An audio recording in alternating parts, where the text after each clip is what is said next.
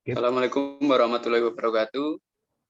Kami dari kelompok 1 akan mempresentasikan materi mengenai perencanaan kampanye untuk media digital. Next.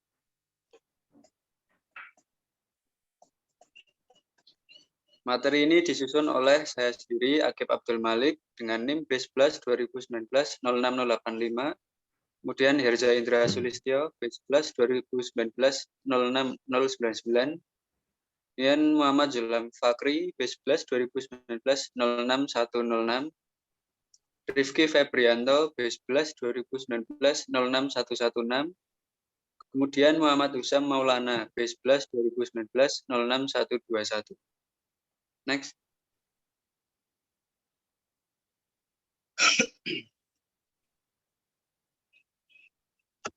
Jadi kita mulai masuk ke materi. Yang pertama adalah karakteristik media digital. Itu yang pertama adalah from push to pull. Kemudian from monologue to dialogue dan trialog. Kemudian from one to many to one to some and one to one. Kemudian ada from one to many to many communication. Kemudian ada from lean back to lean forward. Kemudian ada juga the medium change the nature of standard marketing communication tools such as advertising. Increase in communication intermediate. Kemudian ada integrasi. Dan yang terakhir adalah timing of campaign communication have additional always on and real-time marketing component. Next.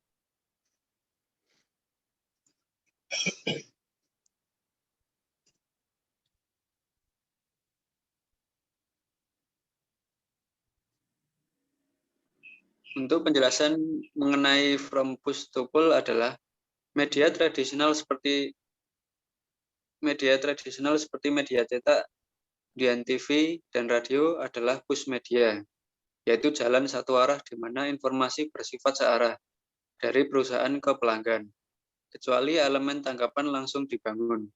Sebaliknya, banyak aktivitas pemasaran digital seperti konten, pencarian, dan media sosial pemasaran melibatkan pull media dan inbound marketing. Di antara profesional pemasaran, pendekatan baru yang kuat untuk pemasaran ini sekarang umumnya dikenal sebagai inbound marketing atau konsumen proaktif mencari solusi dan berinteraksi langsung dengan merek. Kemudian penjelasan mengenai from monologue to dialog to trialog, yaitu menciptakan dialog melalui interaktivitas adalah fitur penting berikutnya dari web dan media digital yang memberikan kesempatan untuk interaksi dua arah dengan pelanggan. Walmsley tahun 2007 percaya bahwa dampak utama media digital bukanlah menemukan cara baru untuk menghubungkan merek dengan konsumen seperti yang diantisipasi semula, tetapi dalam menghubungkan konsumen tersebut satu sama lain. Dalam trialog, merek perlu menafsirkan ulang diri mereka sendiri sebagai fasilitator. Walmsley percaya trialog ini akan mempengaruhi setiap aspek pemasaran, mulai dari desain produk hingga rekomendasi produk.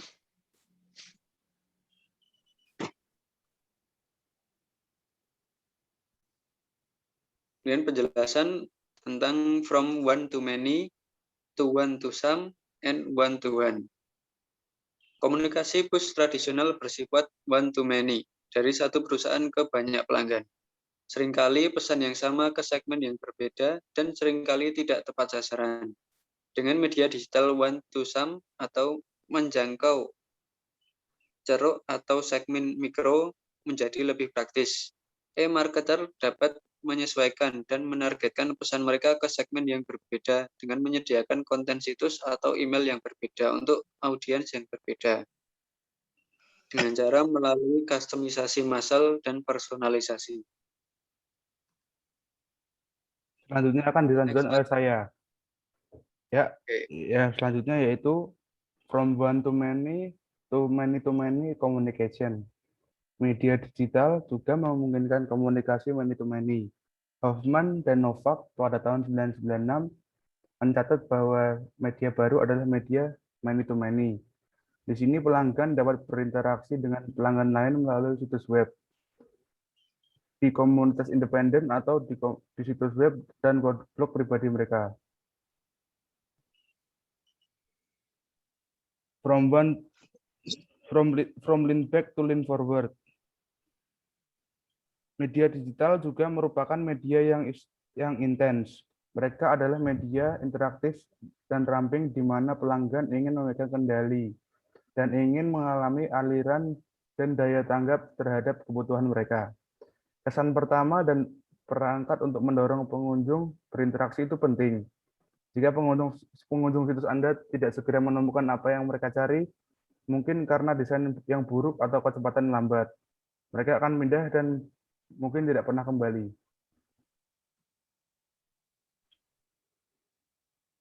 The medium changed the nature of standard marketing communication tools such as advertising. Selain menawarkan peluang untuk pemasaran bantuan, internet dapat dan secara luas masih digunakan untuk iklan one to many. Situs web atau situs media sosial dapat dianggap mirip fungsinya dengan iklan karena dapat menginformasikan, membujuk, dan mengingatkan pelanggan tentang penawaran, meskipun tidak dibayar dengan cara yang sama seperti iklan tradisional. 4 elemen yang dapat membatasi keefektifan pemasaran internet adalah encoding, yang pertama itu desain dan pengembangan konten yang bertujuan untuk menyampaikan pesan perusahaan sesuai target pasar. Yang kedua ada noise, yaitu pengaruh eksternal yang mempengaruhi kualitas pesan. Misal, waktu pengunduhan yang lambat, kebingungan yang disebabkan oleh terlalu banyak informasi di layar. Yang ketiga ada decoding, yaitu proses menafsirkan pesan dan bergantung pada kemampuan kognitif menerima. Yang terakhir ada feedback, yaitu dilakukan melalui formulir online dan melalui pemantauan perilaku di tempat web analitik. Yaitu yang selanjutnya itu increase in communication intermediaries. Jika kita membandingkan iklan tradisional dan PR ada dengan pilihan yang tersedia di media digital berbayar, dimiliki dan diperoleh. Ada peningkatan pilihan untuk menjangkau khalayak secara online melalui jumlah besar pilihan untuk media dan influencer. Saluran radio tradisional, surat kabar, dan judul cetak telah bermigrasi secara online. Tetapi sebagai tambahan, ada jumlah besar penerbit, blogger, dan individu yang hanya berbagi secara online melalui jejaring sosial.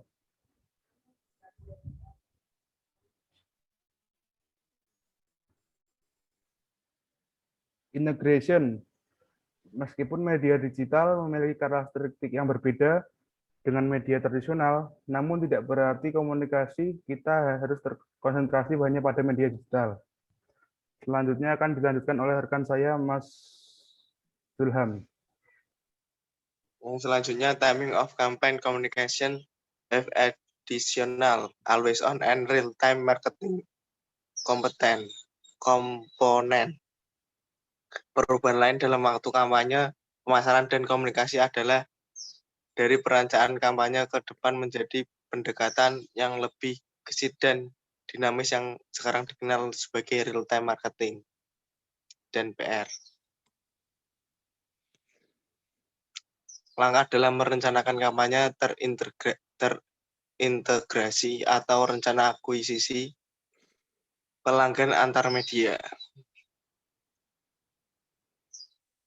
Langkah pertama yaitu goal setting and tracking for interactive marketing communication. Pemasaran digital mengembangkan tujuan komunikasi untuk rentang waktu yang berbeda. 1. Annual marketing communication objective. Contoh mencari prospek atau pelanggan baru dengan menetapkan anggaran tahunan. Yang kedua, campaign specific communication objective. Contohnya kampanye melalui periklanan online dan viral marketing untuk mendapatkan pengunjung baru, merubahnya menjadi pelanggan, kemudian mencapai pembelian berulang. Kampanye ini harus dapat diukur hasilnya. Analisis dalam mengukur ROI, yaitu Return on Investment. 1. Terminologi for measuring digital campaign. 2. Example of digital campaign measure. 3. Campaign response mechanism. Selanjutnya, langkah pertama, goal setting and tracking for interactive marketing communication. Terminologi for measuring digital campaign adalah serangkaian istilah membingungkan yang digunakan untuk menetapkan tujuan dan melacak keefektifan kampanye digital. Langkah-langkah utama adalah model untuk perencanaan dan laporan kampanye online. 1. Pengukuran volume sesi pengunjung dan pengunjung unik. 2. Pengukuran kualitas, bounce rate and conversion rate untuk bertindak. 3. Pengukuran biaya media, misal biaya per klik dan biaya per 1000 klik. 4. Ukuran biaya akuisisi, misal biaya pertindakan atau akuisisi. 5. Pengembalian investasi, ROI atau ukuran nilai. Selanjutnya ukuran branding, dan yang terakhir pengukuran ROI berbasis nilai umur. Langkah pertama, goal setting and tracking for interactive marketing communication. Example of digital campaign measure. Rencana komunikasi pemasaran interaktif harus mencakup 5 jenis tujuan utama. 1. Audience or traffic building goal. Target penggunaan promosi situs online dan promosi situs offline untuk mengarahkan pengunjung atau lalu lintas berkualitas situs web. 2. Conversion or interaction goal. Menggunakan komunikasi di tempat untuk menyampaikan pesan yang efektif kepada pengunjung yang membantu mempengaruhi persepsi atau mencapai hasil pemasaran yang diperlukan. Third party site reach and branding goal. Melibatkan calon pelanggan melalui situs pihak ketiga seperti situs berita atau majalah online, portal, dan jejaring sosial. Multi-channel marketing goal. Integrasikan semua metode komunikasi untuk membantu mencapai tujuan pemasaran. Dan yang terakhir, longer term brand engagement goal. Memasarkan melalui saluran apapun untuk mempertahankan interaksi jangka panjang yang mengarah ke penjualan tambahan dapat diukur dari umur, loyalitas, dan interaksi pelanggan. Langkah kedua, campaign insight, adalah penelitian tentang target audiens dan bagaimana mereka memilih produk dan layanan dalam pasar adalah inti dari pendekatan perencanaan kampanye. Menggambarkan tahap perencanaan komunikasi ini sebagai analisis konteks. Aspek-aspek konteks yang harus diteliti. Yang pertama, konteks pelanggan, contoh dimensi karakteristik, segmen tingkat kesadaran, persepsi, dan sikap terhadap merek atau organisasi. Tingkat keterlibatan, jenis resiko yang dirasakan, dan pengaruh berbagai anggota unit pengambilan keputusan. Yang kedua, konteks bisnis, contoh strategi dan rencana perusahaan dan pemasaran, analisis merek atau organisasi, dan analisis pesaing. Yang ketiga, konteks internal, contoh kendala keuangan, identitas organisasi, budaya, nilai dan kepercayaan, keahlian, pemasaran, ketersediaan, dan kesesuaian agensi. Dan yang terakhir yaitu konteks eksternal, contoh pemangku kepentingan utama, komunikasi dan kebutuhan, hambatan dan peluang sosial, politik, ekonomi, hukum, dan teknologi. Yang selanjutnya akan diteruskan teman saya Rifki Febrianto. Langkah kedua, campaign insight, customer insight for digital marketing campaign. Wertham and Van Wyk 2008 menyarankan teknik untuk pengembangan persona yang mereka sebut partisipan print yang meliputi 1. General profile, informasi demografis dan psikografis dasar dari pelanggan. Yang kedua, digital profile, yaitu meliputi digital usage habits, content consumption preference, content creation profile. Yang ketiga, individual profile, yaitu informasi tentang prospek dan pelanggan. Misal informasi profil dari database pelanggan, analisis dan riset kualitatif tentang apa yang pelanggan butuhkan dan inginkan. Langkah ketiga, segmentation and targeting. Strategi penargetan kampanye menentukan target audiens atau jenis orang yang perlu dijangkau dengan komunikasi kampanye. Masalah penargetan utama yang harus ditentukan dalam kampanye online yang pertama, kualitas wawasan tentang pelanggan atau prospek yang tersedia. Kedua, berbagai variabel atau parameter yang digunakan untuk target audiens. Ketiga, mengidentifikasi atribut atau variabel penargetan yang akan mempengaruhi tanggapan. Dan yang terakhir, pendekatan penargetan khusus tersedia pada alat komunikasi, misal email marketing dan SMM. Langkah ketiga, segmentation and targeting. 4 jenis media yang ditampilkan pada matriks adalah 1. Wasteful media, lowest volume, highest cost. Tujuannya adalah untuk mengurangi biaya melalui relokasi anggaran dan atau peningkatan efisiensi. Kedua, slow and steady media, lowest volume, lowest cost.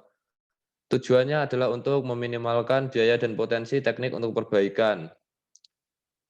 Selanjutnya, high cost volume driver media, highest volume, highest cost. Bertujuan untuk mengurangi biaya dan melakukan peningkatan efisiensi. Dan yang terakhir, star perform, highest volume, lowest cost. Tujuannya adalah untuk menambahkan lebih banyak fokus ke skala volume lebih lanjut. Terus langkah keempat, over message development and creative. Banyak kampanye digital memiliki tanggapan langsung sebagai tujuan utamanya. Dalam penyampaian pesan terdapat standar khusus yang disebut AIDA, yang merupakan singkatan dari awareness, interest, desire, and action. Masih langkah keempat, over message development and creative. Jenkinson 2003 mengemukakan bahwa setiap komunikasi pemasaran harus mengundang campuran 5 elemen yang terkait dengan pengalaman pelanggan, dengan signifikasi atau intensitas yang berbeda-beda di setiap elemen. Fokus on content marketing, menggunakan matriks pemasaran konten untuk mengaudit dan meningkatkan efektivitas konten. Langkah kelima, budgeting and selecting the digital media mix. Pendekatan tradisional seperti yang disarankan oleh Kotler et al. Tahun 2001 dapat digunakan untuk mengatur anggaran komunikasi secara keseluruhan. Sebagai contoh, pertama, affordable method. Anggaran komunikasi ditetapkan setelah mengurangi biaya tetap dan variabel. Yang kedua, percentage of sales method, yaitu anggaran komunikasi ditetapkan sebagai persentase dari perkiraan pendapatan penjualan. Selanjutnya, competitive parity methods, yaitu pengeluaran didasarkan pada perkiraan pengeluaran pesaing. Dan yang terakhir, objective and tax method, yaitu pendekatan logis di mana anggaran berdasarkan tujuan rencana komunikasi. Selanjutnya akan diteruskan teman saya, Husam Maulana. Baik, Mas Rifki. Kemudian langkah kelima, budgeting and selecting the digital media mix. Rencana kampanye pemasaran digital memerlukan 3 keputusan investasi penting yang harus dibuat dalam promosi online atau bauran komunikasi online. Antara lain, yang satu, perbandingan tingkat investasi di media digital dengan media tradisional. Kedua, menggabungkan investasi dalam saluran media digital atau alat komunikasi elektronik. Ketiga, tingkat investasi dalam aset digital.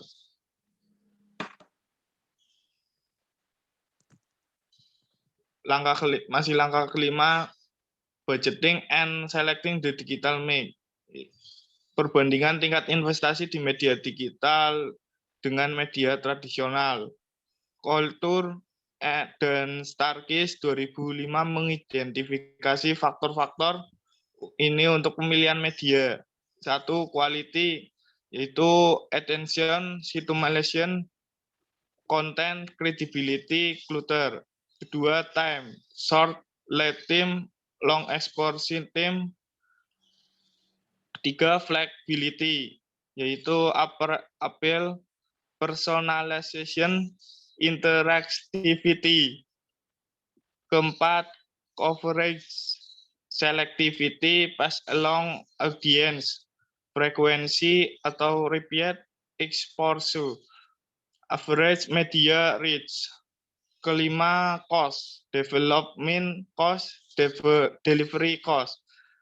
Permodelan ekonometrika atau ekonometrik adalah pendekatan untuk memahami kontribusi berbagai media dalam mempengaruhi konsumen yang bertujuan untuk mempengaruhi penjualan dan keuntungan.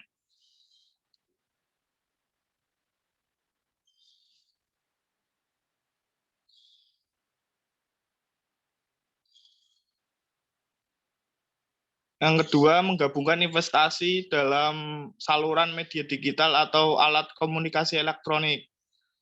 Saat memilih campuran media digital untuk kampanye atau investasi jangka panjang, pemasar akan menentukan bauran yang paling tepat berdasarkan pengetahuan mereka yang dibangun melalui pengalaman kampanye sebelumnya. Attributing influence on sales to digital media channel. Jarang terjadi bahwa pelanggan akan langsung ke situs dan membeli, atau mereka akan melakukan satu penelusuran dan kemudian membeli. Sebaliknya, mereka biasanya akan melakukan banyak pencarian dan akan diarahkan ke situs pembelian akhir oleh berbagai jenis situs. Next, Mas Rifki. Tingkat investasi dalam aset digital. Aset digital, materi grafis, dan interaktif yang mendukung kampanye ditampilkan ke situs pihak ketiga. Dan di situs mikro, termasuk iklan bergambar, template email, video, audio, dan media interaktif lainnya seperti animasi.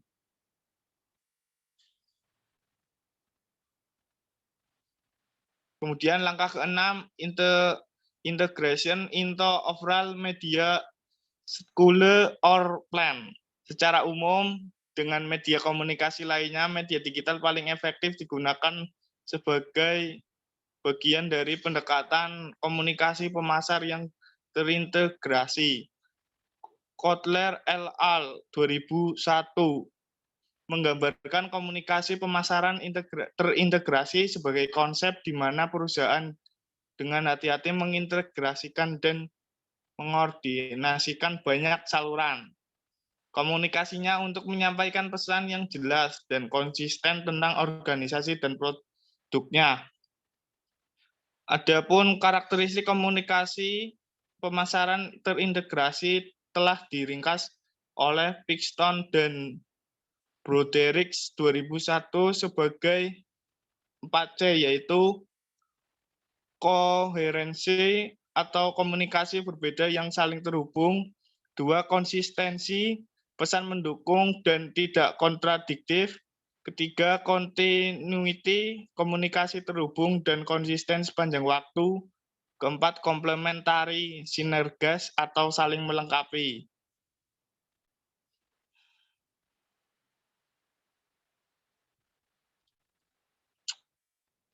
Kemudian merencanakan komunikasi pemasaran yang terintegrasi. Media neutral planning. Media neutral planning atau MNP telah digunakan untuk menggambarkan pendekatan perencanaan kampanye pemasaran terintegrasi termasuk elemen online. Tab 2005 mengemukakan bahwa ada 3 aspek berbeda dalam perencanaan media netral. Channel planning, communication mix planning, media planning.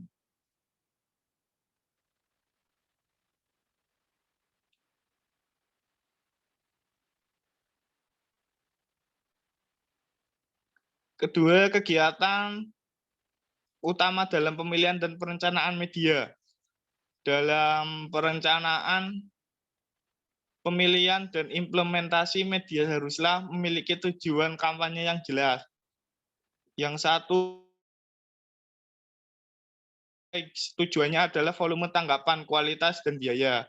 2. Brand awareness, kampanye tujuannya adalah cross media optimization studies, cross media optimization studies atau untuk menentukan pembelanjaan optimal di berbagai media untuk menghasilkan hasil terbaik.